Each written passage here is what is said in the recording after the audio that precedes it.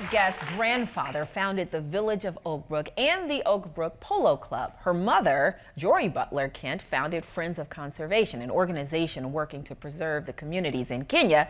And today, our guest is working to end female genital mutilation in Kenya. Please welcome Reute Butler, president of Friends of Conservation. Hi, Reute. Hi, Reute. Wow, that's a heavy introduction. You come from a long line of folks who have done wonderful things in the community. But first, let's talk about your grandfather starting the village of Oakbrook. Yes, he did. How cool is that? Oh, I think it's pretty cool. Yeah. So now next time I go to the mall, I'll think of you. Yes, that was actually his idea, the mall. Was it? Yeah. Wow. Yeah, and he got Marshall Field to come out and anchor his friend Marshall Field to come out and put Marshall Field there, which anchored the entire mall. He wanted a very upscale shopping center. Wow. And what year around was this? Oh, that was in the late 60s. In the late 60s. Yeah. But my great grandfather had a dairy in the 10s and the 20s. Yeah. In that whole area of Oakbrook next to Hinsdale, and they bought a lot of land, and eventually it became the village of Oakbrook. And they played the first polo game there in 1921. 1922, they founded the Oakbrook Polo Club, and eventually they incorporated the village of Oakbrook. Right. So when you go to McDonald's in Oakbrook, everything's free, right? Like everything is free. Of course. Of course. Your mother's also done incredible work too. She founded the Friends of Conservation. Tell people who don't know about this organization. Friends of Conservation is a Chicago-based organization, and we do grassroots work in the Masai Mara area of Kenya with our partners who live there, the Masai. The Mara is Kenya's portion of the Serengeti ecosystem, which you've all heard of. It's a world treasure. It's absolutely gorgeous, and it belongs to the Masai.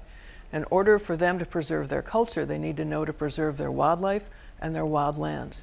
And we're helping them come to understand that. We've been there for 37 years now. And the latest thing we've done is found Yes We Can, which is we had a pilot program which we started last March, and it is a first ever Maasai Girls Empowerment Program. Wow. It includes the boys so that they can together face issues of gender inequality, gender-based violence, and so that we can discourage this customary practice of FGM. Yeah, let's talk about horrendous. that. People, I don't know if everybody truly grasps how horrible and horrific this is and how it's happening there, and your fight against that. Yes, and it is, for those of you who don't know what they do, they cut off the woman's pleasure center. When they're, and sometimes not even surgically, but with a piece of glass or a piece of, and a lot of them don't make it. Right. And what's the reason behind that? I think it's about controlling women. Yeah. And it's an age-old practice, and brings shame if you don't have it done. But when we first started this work, people said to us, "Can you do something about this?" We said, "Not yet, not yet. Let us in here. Let us shed the light of education on these truly wonderful, warm people, and eventually they will come to understand that this is just not the thing to do. Right. Eventually they'll come to understand the value of educating their girls and their women, which we've always been pushing. And because an educated girl or woman is of tremendous value to her family, to her community, to her nation.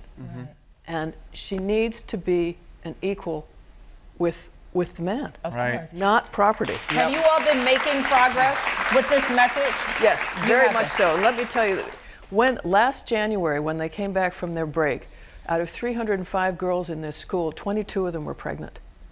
And the parents were so upset, and I've been in touch with our Maasai man who runs our programs in the field, and I said, "Are they ready for this program?" He said, "Yes, please."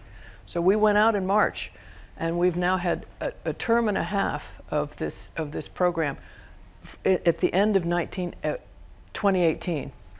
When they came back from their break in 2019, no girls were pregnant. Wow.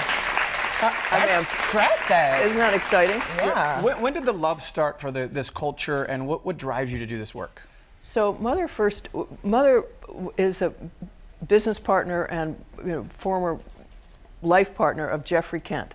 Jeffrey Kent's parents founded Abercrombie & Kent in 1962, which is a luxury travel company. And in the early 70s, Mother bought them out and had half the company, and together they turned this company into what it is today. Now, Mother has been very forward-thinking, and we grew up in a family of people who like to make a difference. And she really realized very early that we needed to do something to save our part of Africa, to do something to have Abercrombie & Kent give back really early corporate responsibility in Africa. And she decided she wanted to do something in the Mara, which is this beautiful area of the world populated by these wonderful people. Right, right. And so that's how she started. And you have a big charity event coming up. We do. June 23rd, Oakbrook Polo Club. It's a luncheon before a polo game. And for those of you who like hot men, I think there are probably a few here in the audience. The Mexican team is coming up to play against the Oakbrook Polo team.